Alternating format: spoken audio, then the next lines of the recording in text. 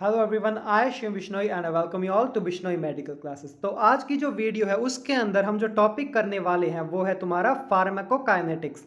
तो इसी के मिलते जुलते तुम्हारी बुक के अंदर एक और टॉपिक है जो है फार्माकोडायनामिक्स। तो उससे पहले हम लोग करेंगे फार्माकोकाइनेटिक्स, क्योंकि मुझे लगता है कि अगर तुम्हें ये वाला टॉपिक ईजी से समझ आ गया तो वो टॉपिक तुम्हारे लिए बहुत आसान होने वाला है। तो यहाँ पे फार्माकोकाइनेटिक्स की मैं तुम्हारे लिए एक बहुत अच्छी डेफिनेशन ढूंढ के लाया हूँ जिसको तुम यहाँ से लिख सकते हो। अब सबसे पहले इस डेफिनेशन को एक एग्जाम्पल के साथ समझो। तो ये डेफिनेशन क्या कहती है कि pharmacokinetics is the study of how the body processes and responds to drug from the moment they enter the body until they are eliminated. अब देखो, मैंने तुम्हारी बॉडी के अंदर कोई भी ड्रग एडमिनिस्टर की, मान लो मैंने तुम्हें पीसीएम की गोली दे दिखाने के लिए। अब जो तुम्हारी बॉडी है वो उस मेडिसिन के साथ या फिर उस ड्रग के साथ क्या कुछ करती है वो हम लोग फार्माकोकाइनेटिक्स के अंदर पढ़ने वाले हैं। तो इसके अंदर हम लोग चार चीज़ें पढ़ेंगे, जो है तुम्हारी एब्जॉर्प्शन, जो वो ड्रग है वो तुम्हारी बॉडी के अंदर किस तरह से एब्जॉर्ब हो रही है। नेक्स्ट है कि वो तुम्हारी बॉडी के अंदर किस तरह से डिस्ट्रीब्यूट हो रही है, उसका मेटाबॉलिज्म कैसे हो रहा है, और एंड में जो ड्रग मैंने एडमिनिस्टर की थी वो तुम्हारी बॉडी के अंदर से किस तरह से एक्सक्रीट आउट हो रही है। तो इसी वजह से इसको एक और चीज़ बोला जाता है फार्माकोकाइनेटिक्स को, जो है what body does with drug, मतलब कि तुम्हारी बॉडी ड्रग के साथ क्या करती है, जो तुम्हारी बॉडी वो ड्रग का क्या हशर करती है, वो आज हम लोग फार्माकोकाइनेटिक्स के अंदर पढ़ने वाले हैं। तो अब नेक्स्ट स्लाइड पे आओ एक बार। तो इसके अंदर हम लोग, जो ये तुम्हारा फार्माकोकाइनेटिक्स टॉपिक है, इसके अंदर हम लोग टोटल 5 चीज़ें पढ़ने वाले हैं। जो तुम्हारी फर्स्ट है वो है ड्रग एब्जॉर्प्शन, तुम्हारी बॉडी के अंदर किस तरह से ड्रग एब्जॉर्ब हो रही है। जो नेक्स्ट चीज़ है वो है बायो अवेलेबिलिटी। इसको देख के घबराना नहीं है, ये मैं तुम्हें बताऊंगा कि ये क्या है, कैसे है, सारा ठीक है। जो तुम्हारा सिलेबस है उसके अंदर यहाँ पे 2 टॉपिक और ऐड हुए हैं, जो है बायो अवेलेबिलिटी और नेक्स्ट है तुम्हारा इंटरेक्शन। ये दोनों भी मैं तुम्हें इसी टॉपिक के अंदर कराऊंगा। तो हम लोगों को पढ़ना है एब्जॉर्प्शन, बायोअवेलेबिलिटी, फिर तुम्हारा ये डिस्ट्रीब्यूशन, फिर मेटाबॉलिज्म, इंटरेक्शन एंड एक्सक्रीशन। तो ये 5 चीज़ें हम लोग पढ़ने वाले हैं इस टॉपिक के अंदर। तो सबसे पहले आज की वीडियो में जो हम टॉपिक करेंगे वो है तुम्हारा एब्जॉर्प्शन, और जो नेक्स्ट आने वाली वीडियो होगी उसके अंदर मैं तुम्हें बायोअवेलेबिलिटी और डिस्ट्रीब्यूशन करवाऊंगा सेकंड वीडियो में, और ये जो मेटाबॉलिज्म, इंटरेक्शन और एक्सक्रीशन है ये हम लोग करेंगे हमारी थर्ड वीडियो के अंदर। तो शुरू करते हैं आज हम एब्जॉर्प्शन से। तो यहाँ पे तुम लोग एब्जॉर्प्शन की एक बहुत अच्छी डेफिनेशन देख सकते हो। इसकी डेफिनेशन में लिखा है drug absorption is the movement of the drug in the blood stream after administration.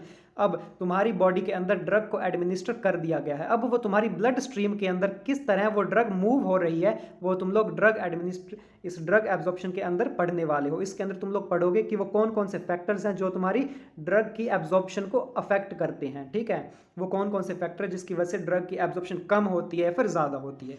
तो उसके लिए हमें नेक्स्ट पेज पे आना पड़ेगा, जिसके अंदर हम लोग पढ़ेंगे ये फैक्टर्स अफेक्टिंग ड्रग एब्जॉर्प्शन। तो अब इसके फैक्टर्स में जो तुम लोगों को यहाँ पे सबसे पहला फैक्टर लिखा हुआ है वो है मेडिसिनल प्रिपरेशन। अब ये क्या है, liquid medicine are better absorbed than solid medicine. इसके अंदर लिखा है कि जो तुम्हारी लिक्विड मेडिसिन होती है वो सॉलिड मेडिसिन के मुकाबले ज़्यादा अच्छे से एब्जॉर्ब हो पाती है। अब तुम्हारी लिक्विड मेडिसिन आ गई, जो भी जैसे तुम्हारी कोई भी लिक्विड मेडिसिन आ गई, जैसे जो बोतल फॉर्म में जो भी मेडिकेशन होती है, और जिसको तुम पीने वाली शीशी बोल देते हो, या फिर जो खांसी की दवाई आती है, या फिर जो तुम्हारे आईवी या फिर आईएम इंजेक्शंस आते हैं वो भी लिक्विड फॉर्म में होते हैं। तो वो जो तुम्हारी सॉलिड मेडिसिन है उनके मुकाबले ज़्यादा अच्छे से एब्जॉर्ब होंगे। सॉलिड मेडिसिन जैसे तुम लोग की टैबलेट्स या फिर कैप्सूल्स आ गए, वो आ जाते हैं तुम्हारे सॉलिड मेडिसिन में। इतनी बात क्लियर हुई। तो अब जो नेक्स्ट पॉइंट है वो है concentration. Drug with higher concentration is more absorbed. तुम्हारी बॉडी में जो भी ड्रग तुम लोग ले रहे हो, जितनी ज़्यादा उस ड्रग की कंसंट्रेशन होगी उतने ज़्यादा अच्छे से वो ड्रग है तुम्हारी बॉडी के अंदर एब्जॉर्ब हो पाएगी, ठीक है। Higher concentration is more absorption, समझ आया। अब जो नेक्स्ट पॉइंट है वो है तुम्हारा लार्ज सरफेस एरिया, फिर surface area. If the surface area will be larger than the drug will be more absorbed. अब देखो, तुम्हारी बॉडी के अंदर जहाँ पे भी मैंने ड्रग एडमिनिस्टर की है, अगर वो उसका सरफेस एरिया ज़्यादा है तो वहाँ पे ड्रग एब्जॉर्प्शन भी क्या है, ज़्यादा होगी। अब जैसे तुम लोगों ने कोई भी एक टैबलेट ली है पीसीएम की, तो वो तुम्हारे पूरे डाइजेस्टिव सिस्टम के अंदर से जाके वहाँ पे एब्जॉर्ब होके और वो तुम्हारे बॉडी से एक्सक्रीट हो जाएगी। अब तुम्हारे पूरे इंटेस्टाइन में जहाँ पे भी सरफेस एरिया सबसे बड़ा है वहाँ पे ये जो ड्रग की एब्जॉर्प्शन है वो सबसे ज़्यादा होगी। जैसे कि जो तुम्हारी बॉडी में इंटेस्टाइन है उसका सरफेस एरिया तुम्हारे स्टमक से बड़ा होता है, तो इसीलिए तुम्हारी जो मोस्ट ऑफ द ड्रग्स हैं वो इंटेस्टाइन के अंदर बहुत अच्छे से एब्जॉर्ब होंगी।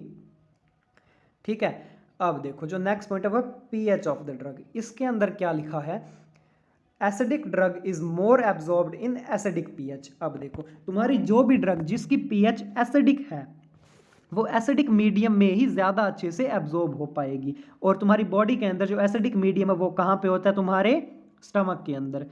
इसीलिए जो भी तुम लोग ये ड्रग लोगे जिसका पीएच एसिडिक है वो तुम्हारे स्टमक के अंदर ज़्यादा अच्छे से एब्जॉर्ब होगी। और वहीं पे दूसरी तरफ जो भी तुम्हारी ये ड्रग है उनमें से अगर किसी का पीएच बेसिक है तो वो बेसिक मीडियम में ज़्यादा अच्छे से एब्जॉर्ब होगी। अब बेसिक मीडियम कहाँ पे होता है, तुम्हारे इंटेस्टाइन में।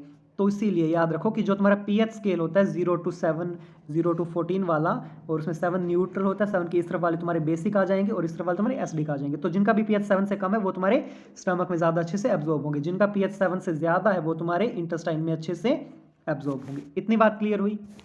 अब नेक्स्ट पेज पे आओ।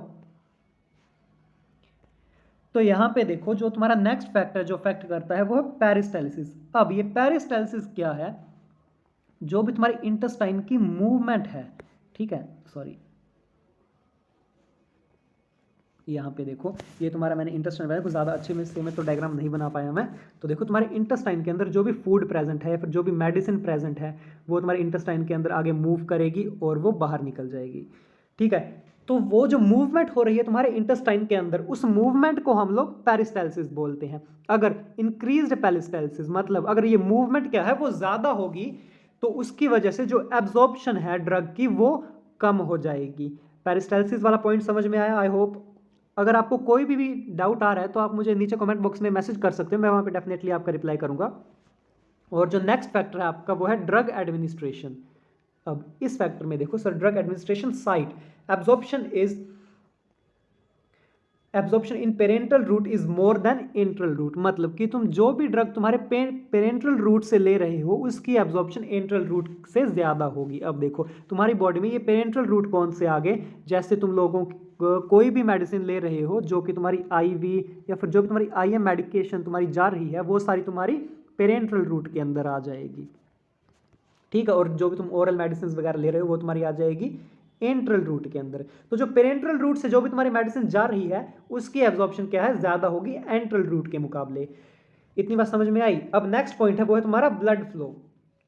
अब यहाँ पे ब्लड फ्लो के अंदर क्या है, more blood flow at the site more will be the absorption. अब जिस जगह पे तुम्हारी ड्रग एडमिनिस्ट्रेशन की गई है अगर उस जगह पे ब्लड फ्लो बहुत ज्यादा है या फिर सबसे ज्यादा है तो वहां पे एब्जॉर्प्शन भी क्या होगी, ज्यादा होगी। अब जैसे मैं तुम्हारी बॉडी के अंदर कोई भी ड्रग तुम्हारे अंदर आईवी में इंसर्ट कर दूं तो वहां पे क्या है, तुम्हारा ब्लड फ्लो सबसे ज्यादा होगी, मतलब कि डायरेक्टली मैं तुम्हारे ब्लड में ही एडमिनिस्टर कर रहा हूं तो उसकी एब्जॉर्प्शन क्या है, सबसे ज्यादा होगी। वहां पे बेसिकली एब्जॉर्प्शन की जरूरत पड़ती नहीं है, पर तुम इस चीज़ को इस तरह से याद रख लो, जहाँ पे एब्जॉर्प्शन सबसे ज़्यादा हो, सॉरी जहाँ पे ब्लड सप्लाई सबसे ज़्यादा होगी वहीं पे जो ड्रग की एब्जॉर्प्शन है वो सबसे ज़्यादा होगी। आई होप कि आपको ये सभी पॉइंट्स क्लियर हो गए होंगे। तो यहाँ पे लास्ट में एक फैक्ट लिखा हुआ है जो है inhalation route has more absorption. अब तुम्हारी बॉडी में जितने भी रूट हैं ड्रग एडमिनिस्ट्रेशन के उनमें से जो इनहलेशन रूट है वहाँ पे जो एब्जॉर्प्शन है वो सबसे ज़्यादा होने वाली है। ठीक है, तो ये था तुम्हारा पूरा टॉपिक एब्जॉर्प्शन वाला। अगर आपको इस टॉपिक में कोई भी डाउट हो तो आप मुझे कमेंट बॉक्स में मैसेज कर सकते हो, मैं उसका डेफिनेटली रिप्लाई करूंगा। तो आई होप कि आप लोगों को ये वीडियो पसंद आई होगी। अगर आपको ये मेरी वीडियो पसंद आई हो तो वीडियो को लाइक कर दीजिए, चैनल को सब्सक्राइब कर दीजिए और बेल आइकन दबाना ना भूलिएगा। Thank you so much.